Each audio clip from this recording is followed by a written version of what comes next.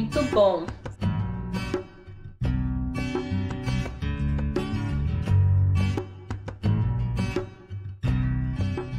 Muito obrigada aí. E aí a gente aguarda aqui a fala do professor Tommy.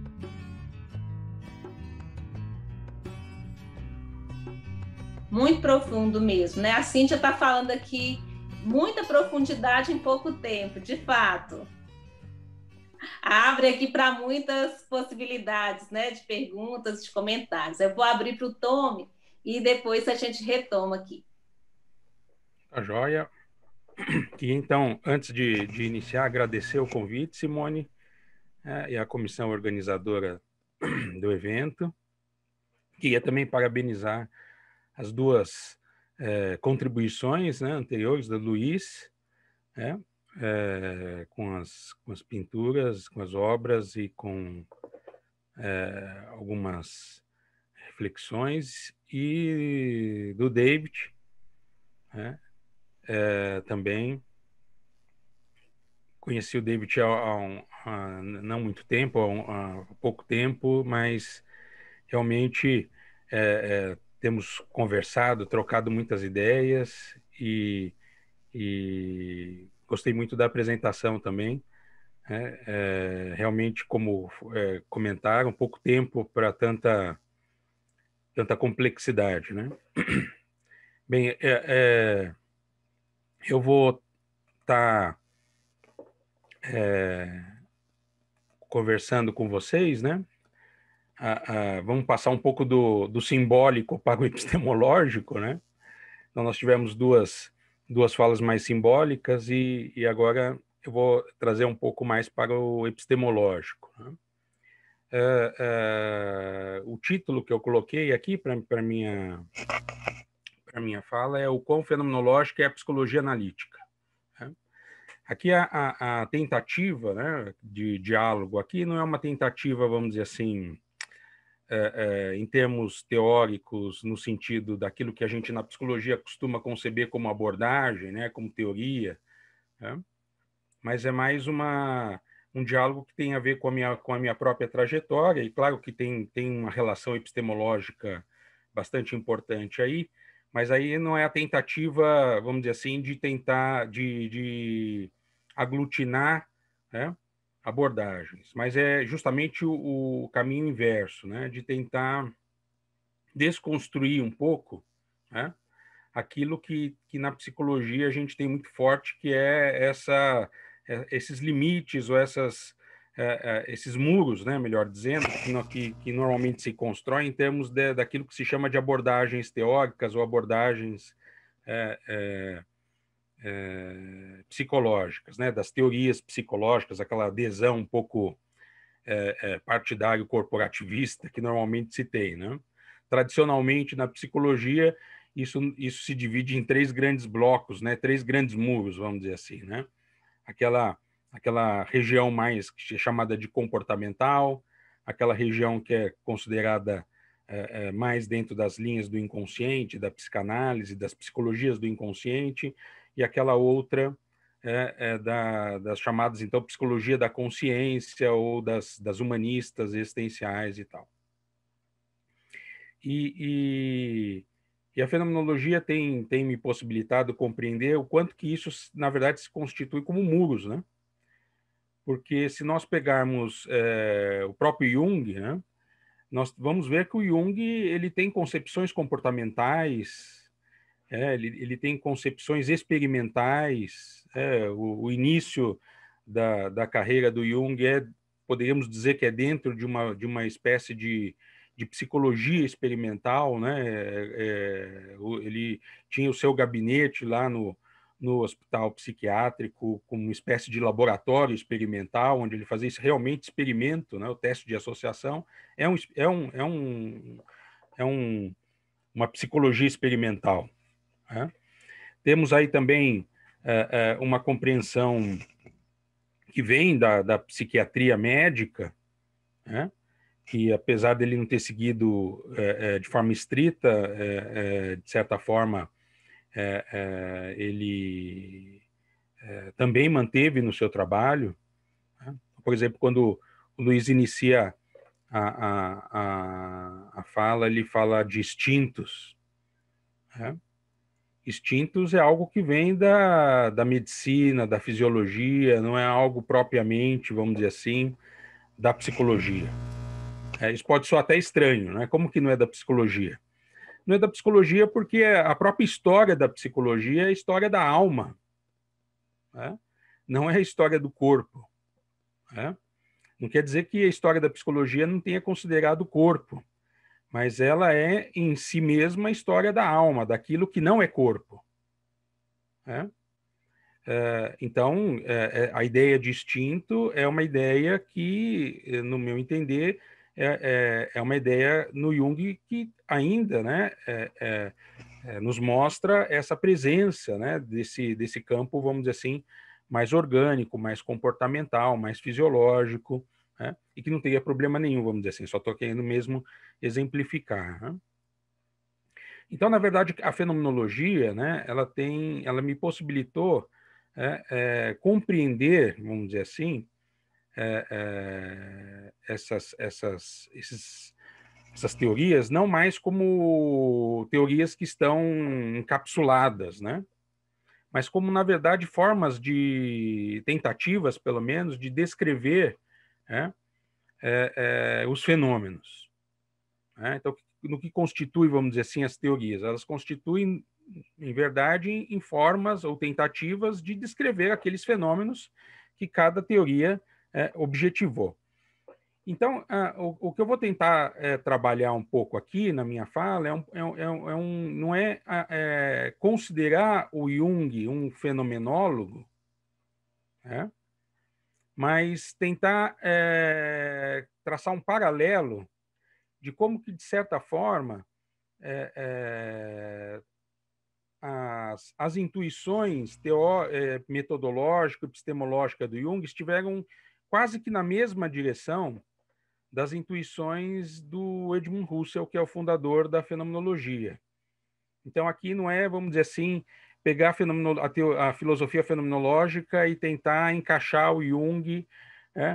A tentativa não é essa. A tentativa é mostrar que há um paralelismo, de certa forma, né, no desenvolvimento, né, naquilo que possibilitou a fenomenologia e aquilo que, de certa maneira, possibilitou também a psicologia analítica. Né? É claro que o meu olhar, então, para isso é um olhar mais fenomenológico e menos da psicologia, não da psicologia analítica, mas da psicologia, porque eu também tenho percebido o quanto que também se entende muito Jung a partir do olhar da psicologia cartesiana. Né? Se entende muitas vezes o Jung, né? Porque agora o Jung não está mais vivo para poder rebater e dizer assim, olha, não é isso, né? Então, nós só temos os textos, né? E aí, então, nós vamos ter sempre leitores, pelo menos, de segunda mão, tá? No mínimo de segunda mão. Não temos mais o autor presente. Então, o quanto também muito da psicologia, né? Da psicologia analítica, ela é entendida como psicologia cartesiana. Né? Essa questão do simbólico que foi discutida até então, né? Pelo Luiz e também pelo David, né? O quanto que, de certa maneira, você entende, por exemplo, ego e self, né? Como se fossem instâncias distintas, né? Coisas distintas. É como se existissem dois eus, mas é uma compreensão quase que espaço-temporal de ego. Né?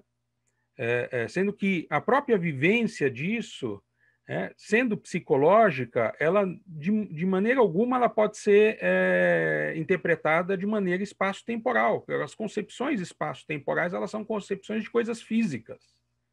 Né? Elas não são, ela não diz respeito àquilo que não é físico, né? Ou aquilo que propriamente não é físico, mesmo que tenha um entrelaçamento com o físico.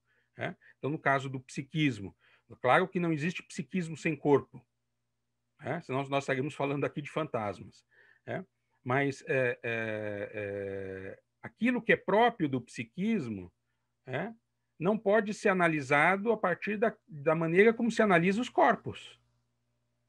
Né? É mais ou menos isso que eu vou tentar aqui traduzir nesse diálogo aqui. Então, eu separei a minha fala em 4 momentos, né? O primeiro é uma breve contextualização para que os ouvintes entendam um pouco o que é fenomenologia e um pouco daquilo que eu vou recortar da psicologia analítica, que nós poderíamos falar da psicologia analítica como psicologia, poderíamos falar da psicologia analítica como psicoterapia, né? E assim por diante. Então, eu vou trazer um recorte aqui.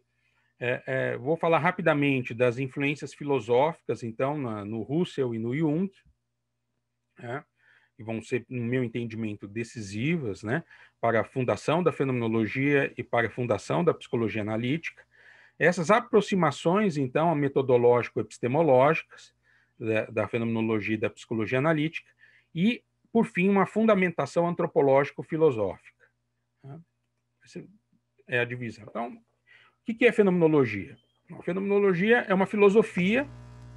É claro que aqui eu não vou entrar em detalhes, mas essa filosofia também gerou uma psicologia, que é chamada de, então, psicologia fenomenológica, que não é uma psicologia enquanto psicoterapia, não é uma psicologia enquanto clínica, é uma psicologia enquanto epistemologia, é uma psicologia que tem a vocação de analisar as vivências psicológicas, né? É aquilo que normalmente na psicologia convencional, na científica, se chama de psicologia geral, ou psicologia dos processos básicos, vamos dizer assim, que antigamente se falava nisso, né? Hoje nem se fala mais nisso, mas é uma psicologia, vamos dizer assim, que tem o intuito de compreender as vivências psíquicas, né? Mas o que nós vamos destacar aqui é a fenomenologia filosófica, que foi fundada, então, pelo matemático, né, Edmund Husserl, e tem a sua data de fundação aí com a publicação das obras das investigações lógicas. Vou aumentar aqui porque tem algumas citações. Então, o que é a fenomenologia, né? Nós podemos dizer assim, de uma forma bem breve, que fenomenologia, na verdade, é uma ciência de fenômenos. Ciência entendida aqui, claro que não da maneira convencional, da maneira moderna, como ciência natural, mas Husserl entendia a ciência como um saber, como um conhecimento rigoroso, um conhecimento que busca as suas bases, busca a elaboração de um método para conhecer aquilo que se pretende, né? Então, podemos até dizer que é a ciência no sentido antigo, que vem desde então da filosofia, né? Desde a antiguidade. De fenômenos, ou seja, de tudo aquilo que aparece. Acho que é uma palavra também muito recorrente na obra do Jung, né? A palavra fenômeno e fenomenologia. Lembrando que, e aí, quando o Jung muitas vezes cita essa palavra fenomenologia, a gente tem que tomar cuidado, porque o Husserl diz que o que ele vai estar desenvolvendo é fenomenologia, mas fenomenologia não é um termo inaugurado pelo Husserl, né? O Husserl, de certa forma, se apropria esse termo da filosofia. Nós podemos encontrar o termo fenomenologia como em Hegel, em Kant. É também um termo usado muito na ciência natural. Na física se usa esse termo fenomenologia, na medicina se usa fenomenologia. Às vezes o Jung fala de fenomenologia no sentido médico, e não no sentido filosófico. Então, nós temos que prestar bastante atenção no termo, né? Então, no sentido convencional, significa o quê? Significa que é vamos dizer assim, esse estudo daquilo que aparece, dos fenômenos, daquilo que aparece, daquilo que surge. Então, estudo na medicina, o que é fenomenologia? É o estudo daquilo que surge. É como se fosse um entendimento de fenômeno como fatos. Na fenomenologia de Husserl, isso vai ser bem diferente. Primeiro que fenômeno não vai ser sinônimo de fatos. Fenômeno vai... e aí o Husserl vai buscar a origem, né, grega do termo, que é justamente a ideia de manifestação, daquilo que se manifesta. Então, a fenomenologia é uma ciência daquilo que surge, daquilo que manifesta. Podemos dizer que, em termos gerais, então, a fenomenologia ela é uma reflexão, é uma ciência de tudo, porque tudo se manifesta, né? Poderíamos dizer assim. Agora, tudo aquilo que se manifesta a alguém. Nós não vamos ter só a manifestação.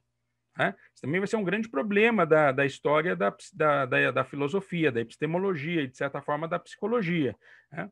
Tudo aquilo que surge, tudo aquilo que se manifesta, né? E aí a manifestação também, lá no sentido originário, né? Tem a ver com luz, né? Com brilho, melhor dizendo, né? Que é o brilhar, né? Brilha sempre alguém, né? Não é um brilhar, quer dizer, o brilhar só é reconhecido, só é visto como brilhar se ele pode ser visado, se ele pode ser visto. Então, também, vai dizer o Russo, a fenomenologia é também uma ciência da consciência, né? Porque tudo aquilo que se manifesta a alguém, né? No entanto, o Russell diz aqui, né, e aí eu cito aqui na terceira citação, que as ciências, então, elas normalmente se constituem a partir de fenômenos. A psicologia é a ciência dos fenômenos psíquicos. Bom, é um termo que é recorrente lá no Jung e em tantas outras psicologias, né? Então, a psicologia é uma ciência do fenômeno psíquico.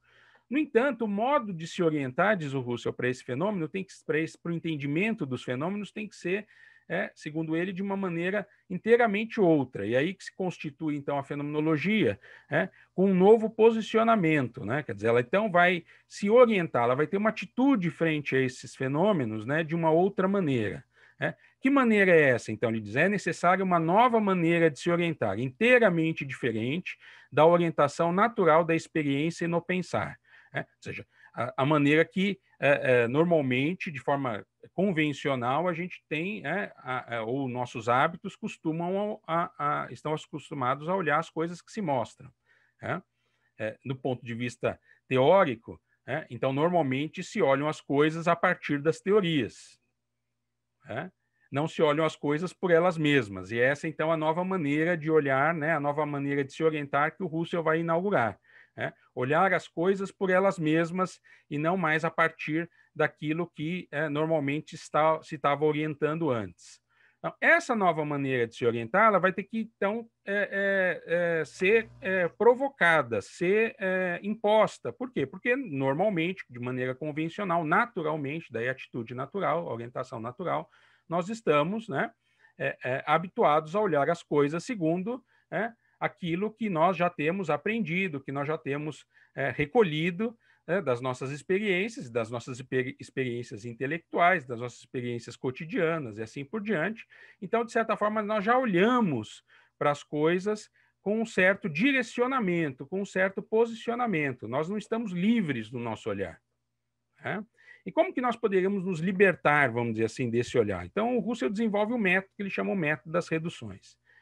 Então, a fenomenologia, por fim, ela vai se constituir, finalmente, como um método. Então, a fenomenologia, ela não é uma teoria, ela não é uma filosofia que traz uma teoria apenas. É claro que no final dela ela vai se constituindo, né, como uma filosofia, no sentido que ela vai promovendo descrições e vai, de certa forma, mostrando como as coisas são, mas essas coisas elas são descritas e são, vamos dizer assim, postas ali, sempre numa dialética com o método, que justamente o método faz com que sempre se revisite ou se retorne àquilo para ver se as coisas, se aquela teoria corresponde ao que realmente as coisas são. Então, isso é que, vamos dizer assim, em síntese, poderíamos dizer o que é a fenomenologia. Bom, a psicologia analítica, né? É claro que a psicologia analítica ela não tem, vamos dizer assim, uma data de fundação tão específica, né? A psicologia analítica é o Jung, né? É a vida do Jung, é a reflexão do Jung, isso se deu a praticamente todo o período, né? Que ele pôde pôr, né? De maneira pública as suas reflexões, né? Mas poderíamos colocar aí como uma data que alguns autores colocam, o mesmo Jung lá nos tipos psicológicos, com a publicação dos tipos psicológicos, teríamos aí, vamos dizer assim, a oficialização, a formalização, né? Quer dizer, um novo rumo daquelas reflexões daquele momento lá que o Jung, então, denominou de psicologia analítica ou psicologia complexa. Então, diz o Jung aí que que a psicologia analítica, então, é uma nova ciência psicológica, né? Até porque, então, ele tem tantas outras ciências, inclusive a própria psicanálise, né? E aí ele, então, diz que a psicologia analítica é essa nova ciência, né? Entendendo nova, então, como uma outra forma de compreender a psicologia, compreender a própria psicanálise, né? Um outro ponto interessante, né, que faz, então, a psicologia analítica ser psicologia e não psicanálise, né? E aí, por isso, esse novo posicionamento é justamente a ideia de que a psicologia é uma ciência também de pessoas sadias, ela não é uma psicopatologia, ela não é só uma psicanálise no sentido de ser uma psicologia ou uma psicoterapia para tratamento das enfermidades, né? Não, é uma psicologia porque lida com o ser humano, né? Na sua enfermidade, mas também na sua saúde, né? Também, né, e aí começa então já uma primeira aproximação, é uma nova ciência que tem o objetivo de estudar então os chamados fenômenos psíquicos, que no entendimento do Jung, olha só que interessante, ele diz que são complexos, né? E aí o complexo, é claro que tem aí uma duplicidade, né? O complexo tem o caráter mais próprio, específico do Jung, dentro da própria compreensão da psicologia analítica, né? Mas também tem a ideia de que é algo que não é, vamos dizer assim, isolada, né? Não é algo, mas que acontece, vamos dizer assim, no entrelaçamento, né? Então, esse fenômeno psíquico é algo que, por mais que se objetive estudar isso puramente em si, é algo que se dá dentro de um entrelaçamento, que é o entrelaçamento, vamos dizer assim, humano, né? E que essa psicologia analítica, então, ela vai lidar com imagens fantásticas, né, que surgem das profundezas obscuras da psique, né? Veja, então, que aí também tem uma outra, vamos dizer assim, um outro direcionamento, que é de entender essa psique dentro de uma totalidade antropológica humana, né, que não é só no que diz respeito às questões, vamos dizer assim, puramente tradicionais da psicologia e da psicanálise, que é o entendimento de corpo e psique, né? Corpo e alma, poderíamos dizer assim. Mas que aí, claro, que a gente entendendo, compreendendo toda produção junguiana, do Jung, né, a gente pode contemplar isso também com um direcionamento, não só, vamos dizer assim, entre aspas, regressivo, né, da psique para o corpo, mas também, de certa forma, progressivo da psique para o espírito, né? Ou para o que poderíamos chamar filosoficamente falando de transcendental, né? Justamente por tratar, né, dessa ideia de profundidade, de obscuridade, né? Que está ligado, claro, que do ponto de vista psicológico, está ligado à questão do inconsciente, né? E ainda, né, as questões do prático, né? Quer dizer, a psicologia analítica não é só uma psicologia teórica, não é uma psicologia só que se ocupa, né, dos fenômenos psíquicos, mas também a psicologia analítica vai se dedicar, então, a questões, vamos dizer assim, práticas da psicologia, como é o caso da psicoterapia, como é o caso de tantas outras modalidades, que podemos dizer assim, da psicologia prática. Então, é isso mais ou menos que eu queria contextualizar, né? Quais são, nesse percurso desse paralelismo, então, fenomenológico analítico e da psicologia analítica, os antecedentes filosóficos que, no meu entendimento, levam à constituição da fenomenologia e da psicologia analítica? São muitas, né? São muitos antecedentes filosóficos, mas o que é aquilo que eu destaco como no meu entendimento, decisivos, né? São três, né, no meu entendimento. Platão, e aí Platão está presente tanto no Husserl como no Jung, principalmente com essa questão do conhecimento da alma, do conhecimento interior, né? Então isso já vem desde, né, no próprio Platão, isso já vem desde as escolas orfo-pitagóricas, e que se, vamos dizer assim, se tem um novo entendimento, que não é mais um entendimento apenas mítico, mas é também agora filosófico e mítico, né? Eu acho que isso se mantém tanto no Husserl como no Jung, né? Essa busca, então, por esse essencial, por esse eidos, né?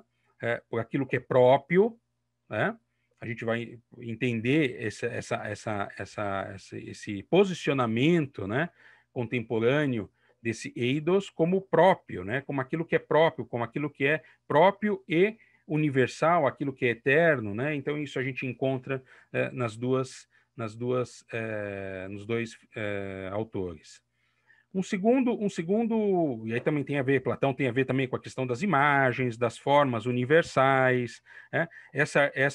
Essa dialética, né? Em termos de diálogo entre mito e filosófico, né? Mito e razão, mito e reflexão, mito enquanto intuitivo e a filosofia enquanto reflexão. Então isso a gente encontra na fenomenologia, porque então ir às coisas mesmas é justamente captar, né? Ou ter a intuição das coisas, né? O Jung fala isso de diversas vezes, né? Isso em vários momentos o Jung diz que ele é parte da experiência, né? O ponto de partida dele é a experiência, ele quer ver as coisas a partir da sua própria experiência e não a partir das teorias. Isso principalmente lá na Natureza da Psique, ele vai traçar esse questionamento, que é um livro mais epistemológico, na minha concepção, do Jung. Então ele vai discutir isso em termos de racionalismo e empirismo, né? Ele diz que há necessidade da superação disso, né? Então a superação disso vamos dizer assim, aquilo que o Husserl concretiza com a fenomenologia, poder ir intuitivamente até as coisas. Mas não basta só ter a intuição, quer dizer, também não basta só ter experiência, né? Lá na introdução da Psicologia e Religião, Jung diz bem isso, né? Ele tem lá, para poder entender o que é o religioso, ele vai partir da experiência, mas é claro que só a experiência não é possível, é a necessidade de, então, passar a refletir sobre essa experiência, né? Isso eu acho que Platão inaugura na mentalidade ocidental, né? Um segundo momento, então, né, do entendimento de tudo isso que é platônico, vem com Kant, né? Aí, num sentido, claro, muito mais filosófico, epistemológico, né? Mas Kant inaugura algo, vamos dizer assim, que vai ser importante para a fundação dessas duas áreas de conhecimento, que é a fenomenologia e a psicologia analítica, né? Que é justamente a ideia do a priori, né? E não mais a ideia do inatismo, né? Quer dizer, tanto para o Husserl como para Jung, não era mais possível manter, não era possível nem manter nem ter, em suas concepções, a ideia de um inatismo, né? O inatismo significa aquilo que está lá pronto e acabado, né? Aquilo que nós não temos nenhum tipo de interferência, aquilo está fechado em si mesmo, está encapsulado e apenas a gente tem que atualizar, a gente apenas tem que trazer aquilo da potência, né? Usando aí a ideia aristotélica, atomista, quer dizer, da potência para o ato, né? Então, a única coisa que difere, vamos dizer assim, é essa atualização dessas coisas inatas, né? Não era possível mais, né? Nem o Husserl, enquanto um matemático filósofo, a matemática ela é intuitiva, por mais que ela seja tautológica em muitos momentos, mas ela, de certa forma, já estava em diálogo com a própria física, e a física não é tautológica, e nem o Jung como um médico, como um psiquiatra, né, sabendo que não é possível, mesmo em termos biológicos, isso não era mais possível de se defender.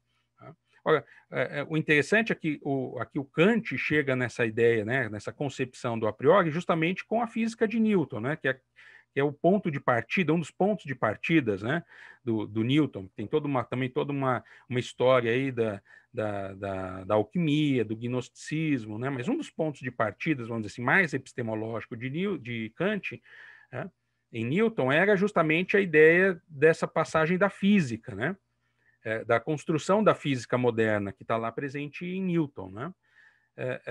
Então, Kant queria, vamos dizer assim, em termos gerais, saber que tipo, né, de conhecimento o Newton produziu com aquela física, porque a física de Newton não era uma física nem racionalista, que vinha então desde a tradição de Platão, mas atualizada por Descartes, né, a ideia do inatismo e tal, e o empirismo, que é, então, a ideia de que tudo que é produzido no conhecimento vem da experiência, né?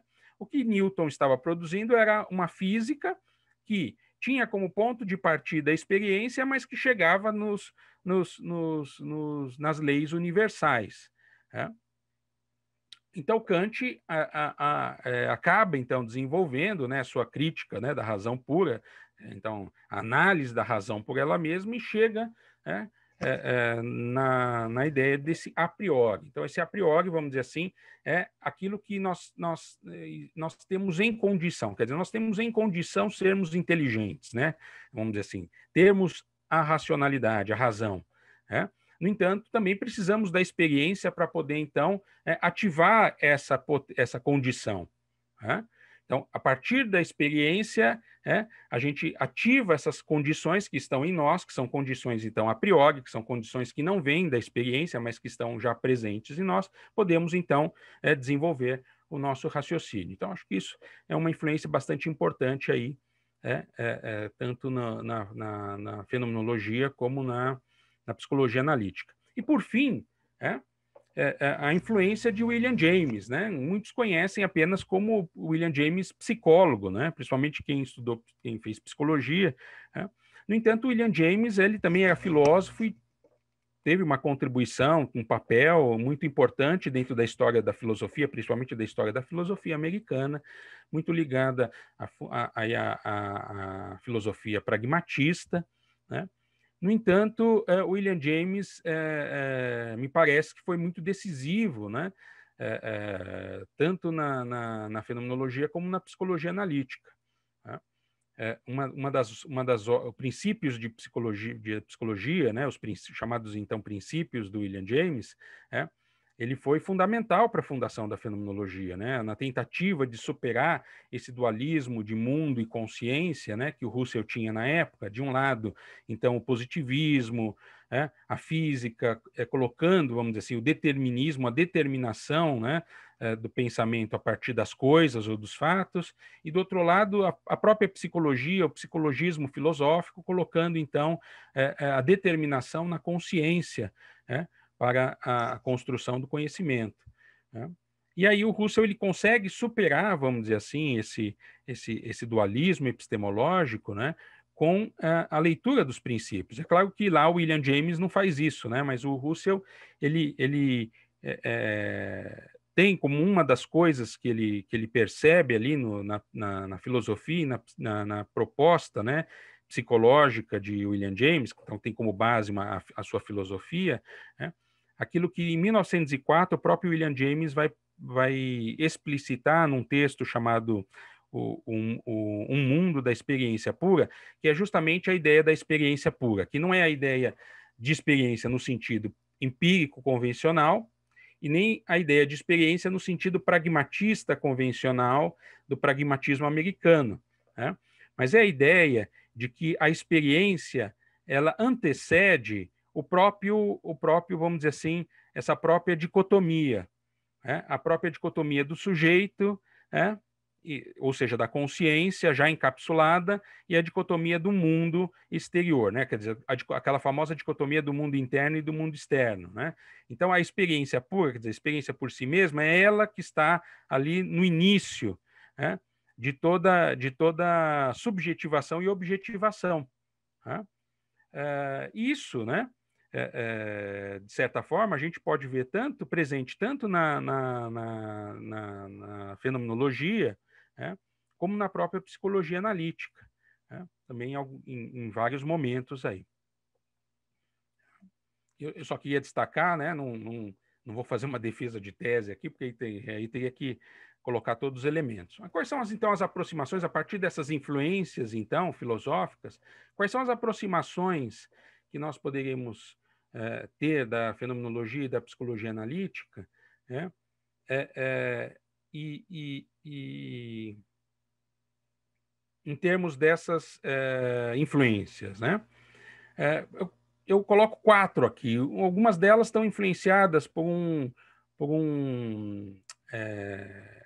psicólogo americano que começou com essa aproximação nos anos se eu não me engano, a tese dele é de 80, do final dos anos 80 para os anos 90, que é um psicólogo chamado Roger Brook. Tá? A tese dele foi justamente sobre sobre o diálogo, né? Sobre essa aproximação da fenomenologia com a psicologia analítica.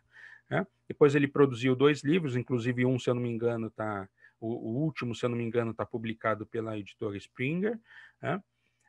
No entanto, ele faz uma aproximação com a fenomenologia no sentido geral, da própria história da fenomenologia. Né? Então, não a fenomenologia do Husserl, mas a fenomenologia de Merleau-Ponty, a fenomenologia do Heidegger e tal.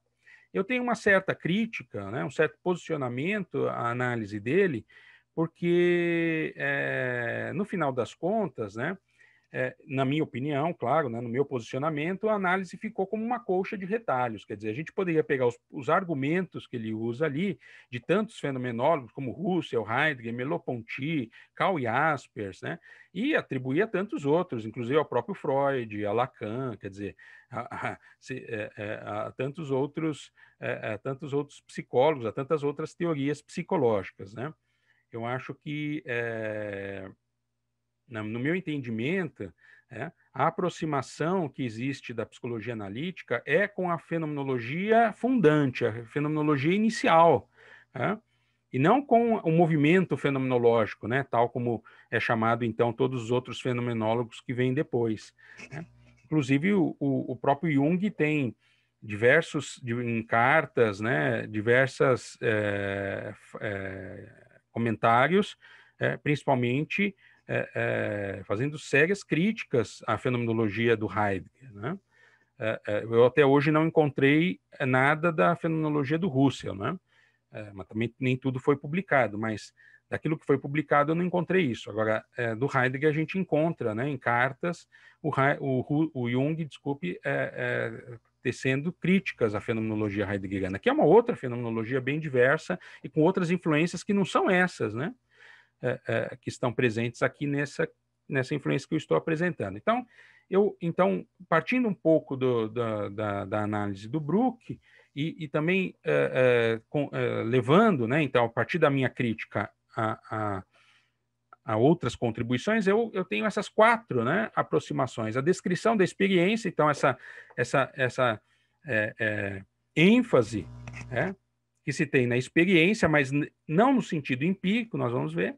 A busca por esse eidos, por essa essência, por essa forma, por esse universal, por isso que é eterno, por isso que é absoluto, em termos, vamos dizer assim, em linguagem filosófica. A ideia de uma psicologia pura, a ideia de se construir uma psicologia que nasça a partir dos seus próprios problemas, a partir do próprio entendimento do objeto e a partir da própria construção de um método, e não da incorporação do método das ciências naturais. Então, aí a gente vê isso muito nos 2 autores, e a ideia do fundamento transcendental, a ideia de um fundamento que é além do psíquico, além do psicofísico, melhor dizendo. De um fundamento, vamos dizer assim, antropológico, transcendental, antropológico espiritual. São os quatro pontos aí que eu vou traçar rapidamente aqui. Primeiro, a descrição da experiência. A ampla ideia de experiência, e aí poderíamos dizer que, no sentido, então, de vivência, não no sentido de experiência enquanto meramente aquilo que eu só tenho contato, Então, experiência, em alemão, Erfahrung, quer dizer, aquilo que eu tenho um contato, aquilo que me leva a ter contato, e aí está muito ligado ao sentido empirista mesmo, da própria ideia aristotélica, empirista, aquilo que me coloca em contato, aquilo que eu tenho, então, apreensão sensível, aquilo que está ligado à sensibilidade, aquilo que eu capto, de maneira sensível, não é isso, Eu acho que tanto o Husserl como o Jung, o Husserl de forma decisiva, claro, e também o Jung leva essa ideia de experiência para a ideia de vivência, é Leibniz, né? Quer dizer, aquilo é o dar-se conta, não é apenas captar de maneira sensível, mas é também passar a ter consciência, passar a ter sentido, né? Lembrando que muitas vezes muitos podem pensar assim, mas como está fazendo essa aproximação da fenomenologia com a psicologia analítica, se a fenomenologia ela só lida com a consciência, porque se pensa a consciência de maneira, na psicologia, de uma maneira às vezes muito equivocada, que é consciência no sentido apenas de estar ciente, né, de ter ciência. Esse é um dos sentidos da palavra, do entendimento de consciência na fenomenologia, né? Consciência é vivência, é dar-se conta, né? Dar-se conta de um sentimento, dar-se conta de uma imagem, dar-se conta, quer dizer, mesmo que uma imagem tenha a sua origem passiva, vamos dizer assim, inconsciente, essa imagem só vai ter esse sentido a partir do momento que se dá conta dela. Seja num sonho, seja numa fantasia, seja numa imaginação ativa, em qualquer manifestação, porque se não tiver manifestação, nós não temos, então, nada para se falar daquilo, né? Então, no momento que se tem manifestação daquilo, né, vai se ter, então, ciência, vai se ter o dar-se conta, vai se ter, então, consciência. E essa experiência, então, ela tem que ser descrita, né? Quer dizer, tem que se buscar descrever essa experiência. Então, acho que esse é o ponto, vamos dizer assim, de partida para o Husserl e para o Jung. Né? Então, no Husserl eu cito aqui, ó, ver de imediato, né? Ver sem nenhum tipo de mediação.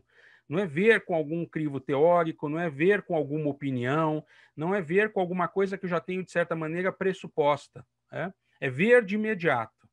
Quer dizer, a intuição, né? É o intuitivo.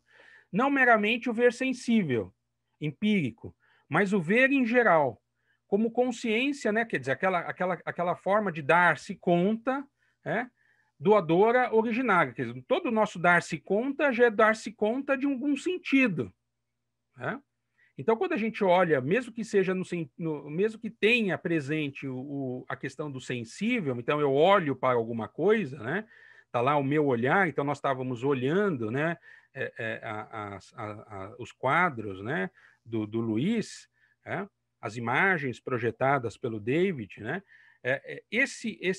mesmo que está presente ali o sensível, que é captar os estímulos físicos, vamos dizer assim, que estão presentes ali na imagem, ter todo aquele processamento cerebral e tal, psicofísico, é também um olhar de sentido. Aquilo é um dar-se conta de algo que nos diz algo. Está nos dizendo alguma coisa, até mesmo que a gente, até no sentido de dizer assim, nada. Até em se posicionar dessa maneira e dizer assim, não vejo nada, não estou entendendo, é essa consciência doadora originária. Não importa qual seja a sua espécie, é a fonte última de legitimidade de todas as afirmações racionais. O nosso ponto de partida de qualquer reflexão, de qualquer análise racional, tem que ser, então, para o Husserl a partir desse momento, nesse ver imediato.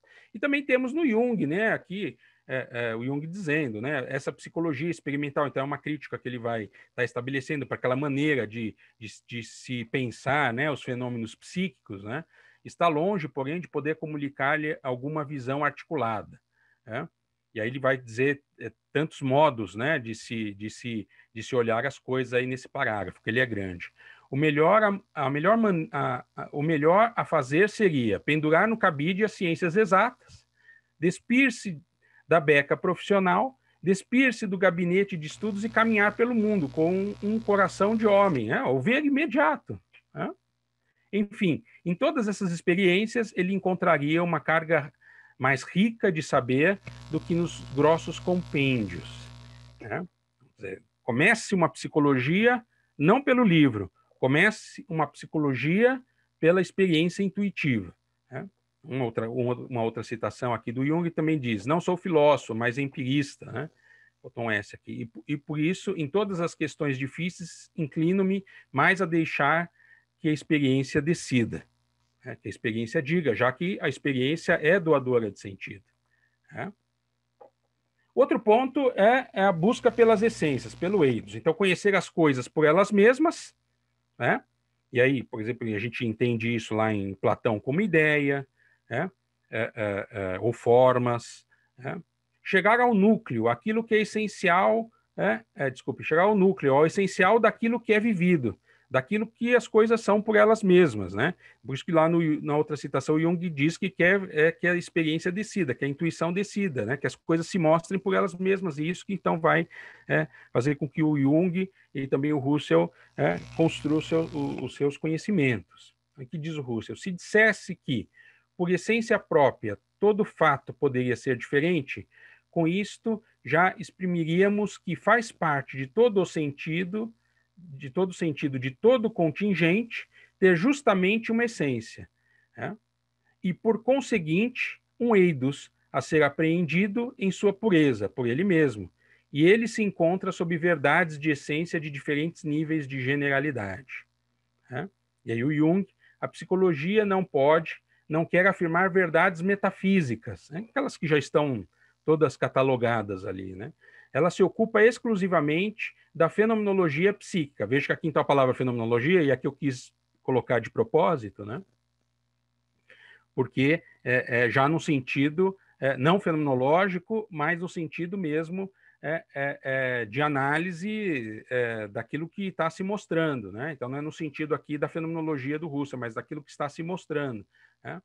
Então ela tem que se ocupar daquilo que o psiquismo mostra por ele mesmo. Psicologicamente falando, cada ideia é um fenômeno, né? Como são a filosofia ou a teologia, na medida em que essas ideias são universais, são sintomas, características ou expressões normais da vida psíquica que estão presentes no mundo natural e da estrutura normal da psique. Então, o que eu entendo? Que a fenomenologia ela é construída e organizada, né, a partir justamente da busca do conhecimento, vamos dizer assim, radical e absoluto, que é o conhecimento das essências. Claro que não no sentido platônico, ele é ressignificado nesse sentido daquilo que é próprio. Então, qualquer coisa exemplar, qualquer livro que esteja aqui na minha frente ou na minha biblioteca, ele é um exemplar, ele é algo do contingente, mas que quando eu conheço o que é livro, quando eu passo a dar sentido ao que é livro, mesmo que esse sentido tenha questões biográficas muito próprias, que são contingentes, porque diz respeito só à minha biografia e não de outro, né? Também contém coisas, elementos, características que são universais. Então, podemos pensar, exemplificar os próprios quadros que foram apresentados a nós, né, do Luiz, que tem elementos ali que são muito próprios, pessoais, biográficos do Luiz, mas que nos diz também algo que está para além disso, né? Que é justamente aquilo que é essencial, aquilo que é próprio do humano e não mais do Luiz. Então, só poderíamos construir uma ciência a partir disso e não de um contingente, porque se nós fizéssemos uma ciência a partir da explicação biográfica dos quadros do Luiz, nós teríamos que ter uma psicologia para cada um. A ideia, então, de psicologia pura, ou seja, de uma psicologia, então, que se constrói a partir dos seus próprios problemas, do seu próprio objeto e do seu próprio método, e deve se constituir como uma ontologia regional própria, ou seja, ela é uma ciência. Então, ela não é uma filosofia, mas ela também não é uma ciência no sentido natural, ela não é uma ciência natural. O Jung, ele fala que ela é uma ciência do espírito, mas ele também dá um outro contexto para essa ciência do espírito, porque ela não é também uma ciência do espírito no sentido, por exemplo, que convencionalmente, ou ciências humanas, né, vamos dizer assim, convencionalmente nós damos. Essa psicologia, então, ela é uma ciência da subjetividade humana. Daí a distinção, que ela, enquanto psicologia pura, ela vai ter que fazer de outros ramos da psicologia que não são ligados à subjetividade humana, à subjetividade do ser humano. Então, nós poderíamos ter psicologia, por exemplo, dos animais, né? Por exemplo, uma das críticas do Russell, ele diz assim: esta psicologia científica, na verdade, ela se constitui como uma ciência regional, pegando aí, então, qual é o ser que ela analisa, né? Qual é a região do ser que ela analisa. Essa psicologia científica, na verdade, analisa a subjetividade, quer dizer, a região da subjetividade no aspecto animal. Então, se ela analisa a subjetividade nos seus aspectos, né, do animal, então essa psicologia científica, na verdade, é um ramo da zoologia. Tá? Se nós quisermos, então, a psicologia, né, daquilo que é propriamente humano, do eidos humano, do homem essencial que o David nos falou, né, nós teríamos que edificar uma psicologia própria. Tá? Então, a partir da própria subjetividade humana. E assim que eu entendo, então, a psicologia fenomenológica e a psicologia analítica. Né? Ele diz o Russell, né? Vou pular aqui, porque eu acho que o tempo está acabando. A pura psicologia não conhece justamente senão o subjetivo. E admitir aí como existente algo de objetivo é já dela ter aberto mão. Né? E o Jung, qualquer ciência tem, né, por assim dizer, um objeto exterior a si mesma, o que não acontece com a psicologia, cujo objeto é o sujeito de todas as ciências. A tarefa da psicologia no futuro será de estudar as determinantes espirituais do processo psíquico. A gente vê bem claramente essa movimentação dessa ideia. E, por fim, a necessidade de uma fundamentação transcendental. O que significa isso? Uma psicologia, então, especificamente humana, que não é apenas regressiva, que vem, então, lá do corpo e do animal, mas que ela é progressiva, ela está ligada, então, ao psíquico com o espiritual. Então, presente ali no que nós vimos com o David, né? Esse movimento. Então, quando se diz assim, no meu entendimento, fenomenologicamente pensando, né, que o antropos, né, veio ali da imagem e semelhança do Deus, né, e também está ali no nosso mito cristão, na Bíblia, ali também dizendo isso, né, que somos imagem e semelhança, né, quer dizer, qual que é a imagem e semelhança? Não é o corpo físico, não é o psicofísico, né, é o espírito, o nous, né? Então, diz o Russell, né, não existe uma psicologia pura como ciência positiva. Aquela, então, que está ali no corpo, no psicofísico, nas efetividades, nas coisas efetivas, né?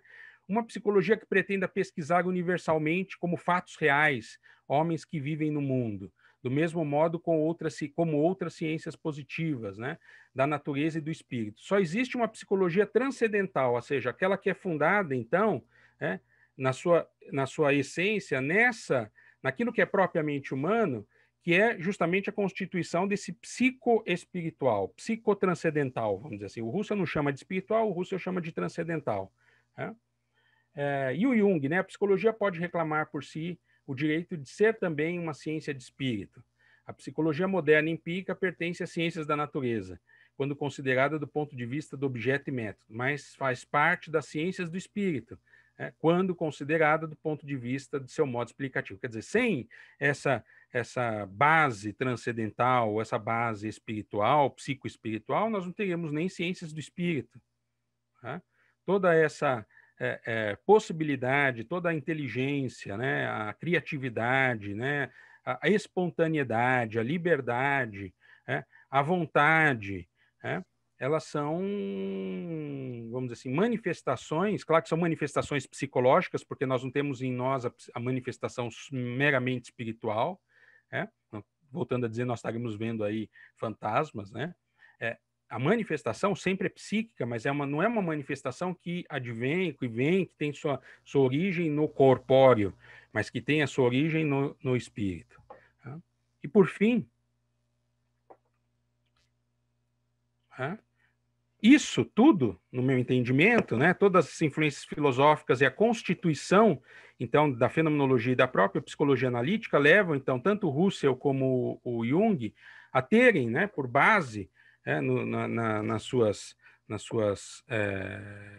vamos dizer assim, concepções, uma espécie de uma fundamentação antropológica, né, filosófica, uma fundamentação de um humano, né? No caso do Russell aqui, como consciência, né? Então, desde aquele sentido do dar-se conta até realmente o sentido da reflexão e da análise, que é racional, e uma racionalidade aí que não é uma racionalidade lógica apenas, porque se o dar-se conta já é dar-se conta de sentido, essa razão o próprio dar-se conta do significado, não é a lógica do significado, mas é o dar-se conta, é o próprio sentido que se manifesta, né? Então, essa consciência tem uma relação com isso. E muitos, né, como eu estava dizendo naquela hora, acham que a fenomenologia se dedicou única e exclusivamente à consciência. Não. A preocupação do Husserl é construir uma ciência rigorosa, principalmente uma ciência rigorosa do ser humano. Né? E é isso ele diz assim: o positivismo nos tem levado a uma crise humanitária, está nos últimos escritos do Husserl, a crise das ciências europeias e a fenomenologia transcendental, onde o Husserl diz ciências de fatos, homens de fatos. Né? Então, se eu tenho só ciências de fatos, eu vou entender o ser humano só como fatos. Né? E aí, logo em seguida, ele diz assim, mesmo assim, esses homens não perguntam só pelos fatos, mas perguntam pelo sentido. Diante de tantas situações turbulentas, né, o que se mais pergunta é sobre o sentido. E aí, né, mesmo Husserl tendo todo esse empenho, vamos dizer assim, de construir uma ciência rigorosa, nas suas análises ele tratou muito, né, da questão do inconsciente, da inconsciência, e que tem a descrição do Husserl tem muita proximidade. Infelizmente, nós temos a publicação desses textos em 2, 3 anos, que é o volume 42 da Husserliana, foi publicado há dois anos atrás, onde o Husserl, inclusive, analisa as deficiências da ideia de inconsciente do Freud, a partir da análise fenomenológica do inconsciente, e como que essas descrições fenomenológicas são muito próximas às descrições do Jung. Né?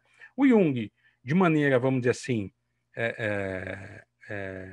diferente, se concentrou mais, né, pela própria ideia de psicologia, se concentrou mais na análise da consciência, mas de nenhuma maneira também deixou de falar da consciência, dessa consciência que é racional, mas que também não é só racional lógica, que também tem outros, vamos dizer assim, estratos dessa consciência. A estrutura transcendental psicológica, quer dizer, uma espécie de estrutura dual do ser humano. Então, ele tem um psicológico que é construído, que é constituído empiricamente a partir da experiência, mas ele também tem um transcendental que é teleológico, que dá direcionamento ao seu ser, ao seu modo de ser. Então, por exemplo, quando eu citei inicialmente, dando de exemplo a questão do instinto, né? O instinto, no meu entendimento, tanto no posicionamento fenomenológico, como também eu entendo no Jung, ele não pode ser lido de maneira psicofísica. Ele é atravessado pelo transcendental, ele é atravessado pelo teleológico. O instinto, ele não é meramente, porque o instinto, do ponto de vista animal, vamos dizer assim, psicofísico, ele tem um direcionamento que, entre aspas, ele é cego. Ele tende, mas sem saber o quê. O teleológico, que é o propriamente humano, o instinto vivido de maneira propriamente humana, ele tende, mas ele vai cada vez mais se apropriando daquilo que se tende, né? Ou seja, aquilo que se tende passa também, em determinado momento, e aí por isso que se torna humano, por decisão. Quer dizer, eu posso sentir fome, e posso buscar comida, mas eu vou buscar comida com sentido. E eu posso decidir sobre isso. Então, nós temos ali aquele caso dos Andes, né?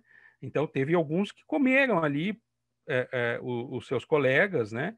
E outros não, outros morreram de fome, morreram ali e tomaram outra decisão sobre isso, que é a fome. Então deixa de ser vamos dizer assim, meramente um instinto e passa a ser uma espécie de intencionalidade, né? Passa a ser já algo que é propriamente humano. E a gente vê isso também no Jung, nessas estruturas arquetípicas. O arquetípico, no meu entendimento, não pode ser visto de maneira, primeiro, instintual, fisiológico, cerebral, e aí não concordo com os posicionamentos de alguns pós-junguianos que vão atribuir essa relação de arquétipo com cérebro. Claro que também não quer dizer que não tenha que existir cérebro, mas essa determinação, e nem a ideia de arquétipo no sentido filosófico, metafísico, como alguma coisa também que é, vamos dizer assim, conceito, ou que tem uma entidade própria. Não, isso é vivido.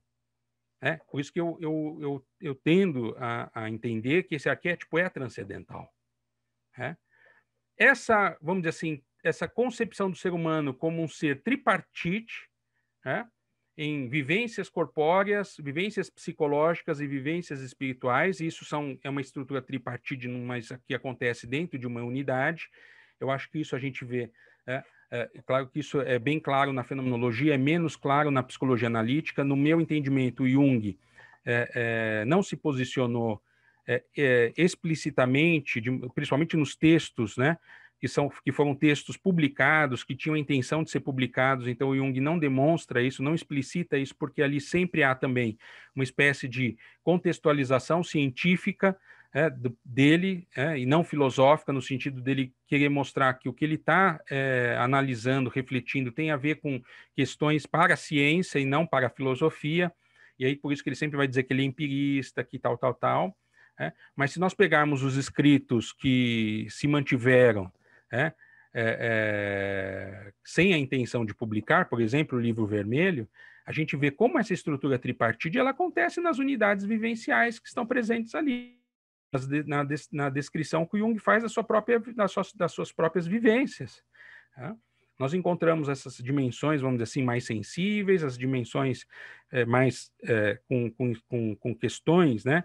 São todas expressões psicológicas, mas essas expressões psicológicas com um enraizamento em muitos aspectos sensíveis, mas em muitos aspectos espirituais transcendentais, onde está presente ali a questão da liberdade, da decisão, da vontade, e principalmente e por último, essa correlação, entre consciência, mundo, entre psiquismo, mundo, e a superação desse dualismo, desse interno e externo. Quer dizer, as imagens, né, que vêm são imagens, e as imagens do inconsciente, o simbolismo todo que acontece é um simbolismo, já é justamente, vamos dizer assim, o produto da superação desse dualismo do interno e externo. Os fenômenos no entendimento da fenomenologia é a própria superação disso que é interno e externo. Não há simbolismo, não há o simbólico sem consciência mundo, sem psiquismo imundo. Não há fenômeno sem consciência mundo. Essa correlação é uma correlação a priori. Essa correlação é uma correlação, vamos dizer assim, que tem que estar, no meu entendimento, está na base dessas duas concepções. Então, era isso que eu queria trazer para vocês. Desculpe ter passado um pouquinho do tempo. Eu coloquei aqui, para quem tiver interesse, né, a Vozes me deu aí um cupom de desconto, né, para os livros da Vozes. Boa parte do que o Jung publicou está nas Vozes. O 25% é um bom desconto. Se passar de R$100, o frete é grátis. Então, eu quero compartilhar aqui o cupom. Queria dizer para vocês que eu não estou ganhando comissão em cima desse cupom, mas é apenas para oportunizar, né, o desconto, que eu acho que vale muito a pena. 25% hoje é um bom desconto. E queria agradecer, então, a oportunidade e o convite. A gente que agradece, Tony, a sua contribuição, né? Sim. Em tão pouco tempo também você conseguiu fazer uma ótima síntese, né? Para a gente estabelecer esses paralelos aí.